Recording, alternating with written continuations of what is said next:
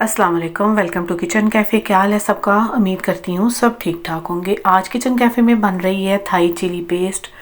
Easy recipe है और कुछ लोगों ने जो है ना मुझे रिक्वेस्ट भी की है टिकटॉक पे और यूट्यूब पे भी कुछ लोगों ने पूछा था, तो मैंने कहा चलें इसकी जो है ना मैं आपके साथ शेयर कर देती हूँ रेसिपी। इजी रेसिपी है और बड़े खानों में जो है ये इस्तेमाल हो सकती है। तो सबसे पहले जो है ना तकरीबन पाव ये मिर्चें होंगी, पाव 1.5 पाव, क्योंकि 2 पैकेट थे। उनका वेट कितना था ये मैंने देखा नहीं है। तो इन मिर्चों को अच्छे से साफ़ कर लें और चाहे अपने देसी खानों में इस्तेमाल करें। सर्दियाँ आ गई हैं, सर्दियों में चाइनीज़ भी ज़्यादा बनेंगे, सूप बनेंगे ज़्यादा, तो सभी में ये जो है ना मज़ेदार लगेगी और ज़्यादा चीज़ें डालने की ज़रूरत ही नहीं रहेगी। इतनी ये मज़ेदार है, मुझे तो ये बड़ी अच्छी लगी है क्योंकि मैं जब से ये शुरू की है ना तब तो मैं बिल्कुल ख़त्म होने ही नहीं देती। तो इसको सबसे पहले जो है ना अच्छे से साफ़ करके तो पानी में भिगो दें। अगर ओवरनाइट से सोक करेंगे तो ज़्यादा अच्छी मतलब नरम हो जाएंगी मिर्चें, लेकिन जब बॉईल करनी है तब भी इन्होंने नरम तो हो ही जाना है। तो इनको जो है ना अच्छे से वॉश कर लें क्योंकि फिर भी डस्ट मिट्टी वगैरह तो होती है। तो 3-4 पानी जो है ना मैंने इनको धो ली है। सिरका और सोया सॉस इसके अंदर जाएगा, थोड़ी सी चीनी और केचप। तो ये सब चीज़ें जो है ना मिला के तो मज़ेदार सी जो रिज़ल्ट आएगा ना इसका, इस चिली पेस्ट का, वो इतना मज़ेदार होगा। और पानी देखें थोड़ा सा ज़्यादा ही डालें, अगर एंड पे लगे कि कहीं ये मतलब इतनी थिक नहीं है तो थोड़ा सा चूल्हे पे रहने दें तो ये थिक हो जाएगी। तो जब इसमें केचप वगैरह भी ऐड होगा ना तो फिर ये अपनी इसकी जो है ना कंसिस्टेंसी और थिक हो जाती है। तो अब मैंने और इसमें हस्बे ज़रूरत पानी डाल लिया है। नमक डालेंगे इसमें 3-4 चम्मच और छोटे चम्मच 3-4, क्योंकि फिर खाने में उस हिसाब से फिर कम नमक जाएगा ना कुछ भी अगर बनाएं हम। तो यहाँ पे एक जो है ना मैं लहसुन की जो पूरी एक गंढी है वो मैंने डाल दी है। तो इसको अच्छे से जो है ना मैं छील लूँगी, उतनी देर इसको बॉयल होने के लिए रख देते हैं। तो मज़ेदार सी, जो कुछ लोगों ने मुझे टिकटॉक पे भी पूछा था तो मैंने कहा कि चलें किसी दिन ना, क्योंकि अक्सर मैं खानों के साथ ही बना देती हूँ तो फिर वो ज़ाहिरी बात है इतना नहीं पता चलता। तो मैंने कहा एक छोटी सी वीडियो जो है ना वो आप लोगों के साथ शेयर करती हूँ, जिसको नहीं आती वो सीख लेंगे, उनको फ़ायदा भी होगा इस चीज़ का। आप देखिएगा कि कितनी अच्छी, ख़राब बिल्कुल भी नहीं होती। और जब गर्मी थी तब तो मैं इसको फ्रीज़ कर देती थी, आजकल मैंने इसको ना फ्रिज में ही रख दी है।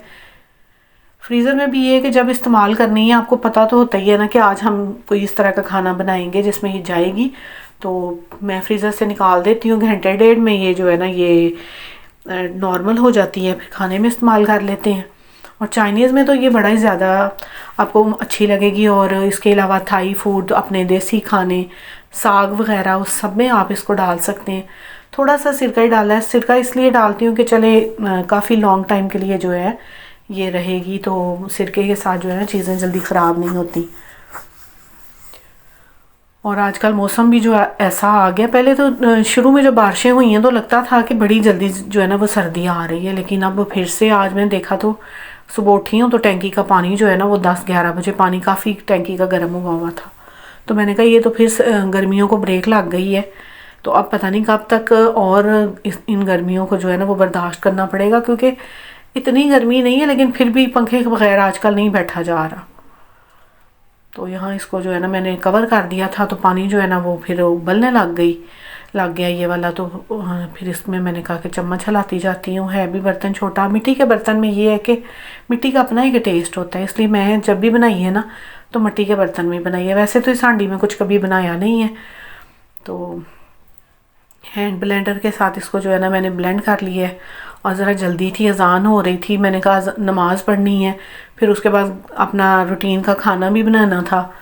तो बस गरम गरम कोई जो है ना, वैसे आप अगर करें ना तो ठंडा कर लें इसको। तो ये है कि गरम की जो छींटें अगर पड़ेंगी ना मुंह पे सीधी जाएंगी छींटें इसकी। तो यहाँ पे जो है ना मैंने चूल्हे के ऊपर इसका जो है काम ख़त्म करने की कोशिश की है और हो भी गया था। तो अच्छे से ब्लेंड कर लें। नहीं है किसी के पास हैंड ब्लेंडर तो आराम से आप जग में डालें, लेकिन थोड़ा ठंडा करके। और यहाँ इस पॉइंट पे मैंने इसके अंदर जो है ना तकरीबन 1.5 चम्मच चीनी डाल दी है, क्योंकि ये बड़ा चम्मच था।